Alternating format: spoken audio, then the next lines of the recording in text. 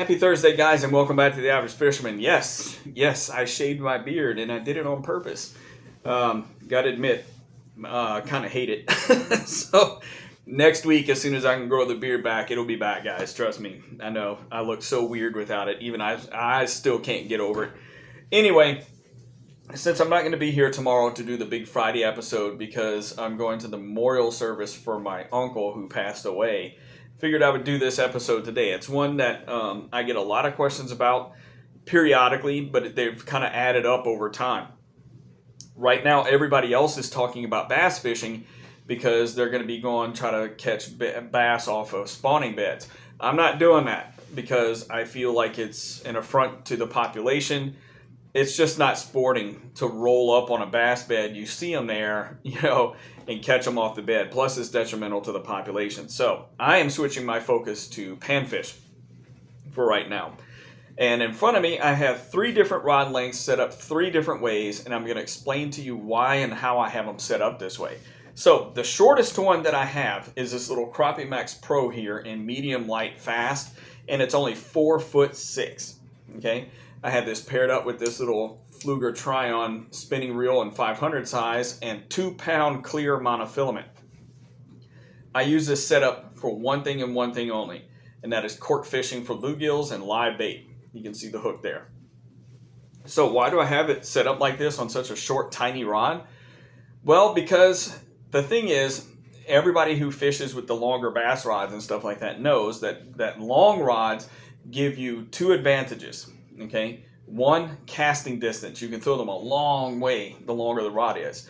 And 2, it gives you a lot of leverage when you set the hook or you pull in the fish. When you move the rod tip, it moves a lot of line. But it comes with a disadvantage. And a disadvantage of a longer rod is the lack of accuracy. So when I'm fishing for panfish using corks like this, set corks for bluegill, I don't need long casts. And I don't need a lot of leverage because they're bluegills, okay?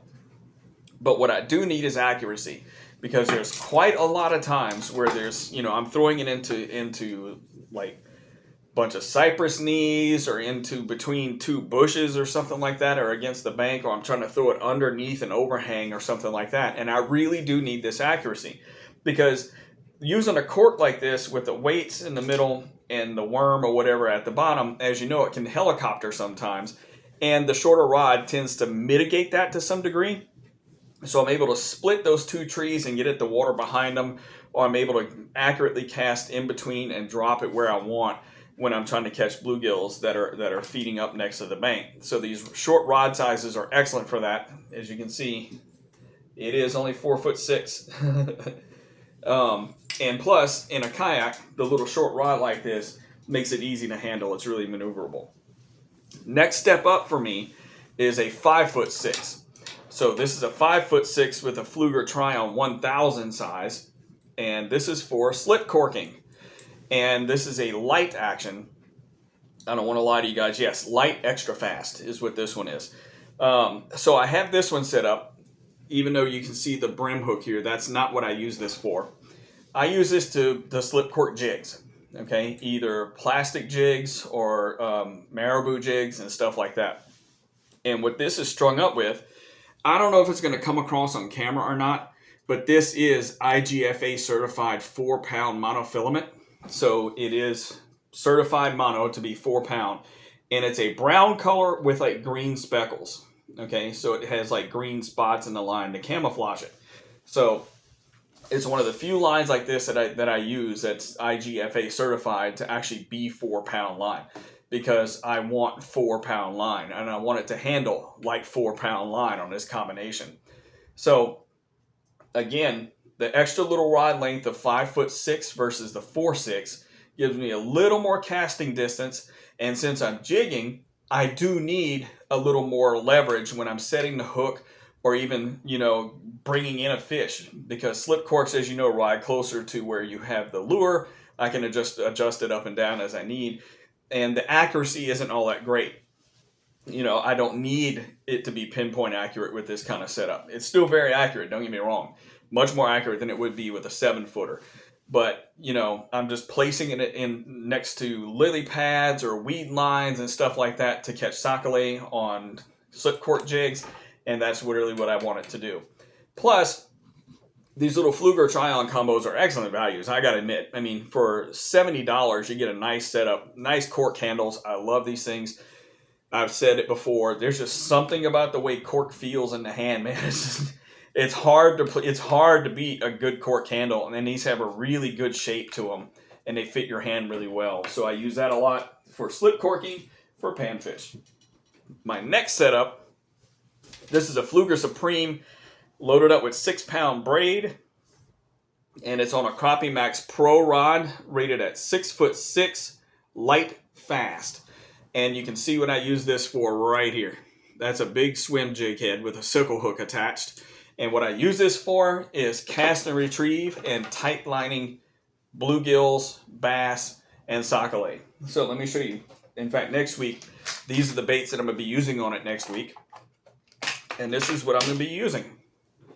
As you can see, there's that sickle hook with this Bobby Garland slab hunter lure and a 1/16 ounce jig head. That's just my standard cast and retrieve weight for sockeye. It's a 1/16 ounce with a sickle hook, and I do have another color and one other color right there. So that's pretty much the only two colors I need. So you see, this one's already rigged up. There you go. So why do I choose this rod? Well, I'm going to be using it sort of like a miniature swim bait to catch bluegill and sockeye primarily sockeye, and every now and again a bass. So this 6'6" length, the accuracy isn't the paramount thing. I'm going to be throwing it out far distances and reeling it back. So the longer rod will help me with that. Plus it being a light, fast action, it's going to give me a chance to load up this rod with that 1/16 ounce jig head and really get a good distance cast on it. And it has really good sensitivity. The reel is just because it's really lightweight. I like the bigger spool of the 1000 size reel. It's just really nice, and the braid comes off really easily and also helps me with distance. So those are the three sizes that I have, and I have multiple other rigs that are rigged up different ways, but those are the three rod sizes that I use when I go pan fishing. I think, you know, a lot of people say you need to match the line to the power of the rod. And I personally like to do the line weight to the length of the rod. So my shorter systems that I have set up have lighter line on them because typically those are the ones that I'm going to be fishing for strictly bluegills, usually strictly with live bait and stuff like that. You need the accuracy to place those kind of lures. Whereas you start moving up in lure size, other than bass fishing with like Texas rigs and stuff like that, accuracy becomes less of a concern, and being able to move more line when you set the hook and having the distance to throw it away from your kayak or your boat becomes paramount. Because as everybody knows, bluegill ain't scared of shit. You can you can swim basically right up to a bed of bluegills or something like that, throw a line in the water and they'll bite. That's not necessarily true for like sockeye and bass, where you need to get the lure away from you. You need to get it away from the boat. You need to get it away from the kayak at some distance so that way you're not spooking them. And that's where the longer rods come in handy. So I hope that helps you guys. That's the predominant three rod sizes that I use. 4-6 for really close in work with bluegills. About a 5'6" or 6 to go to intermediate size for like beetle spins or slip corks and stuff like that. And the longer 6'6" or even 7 foot if I'm throwing swim baits. So that's what I tend to use for my pan fishing. Tight lines, my friends. I will see you Monday.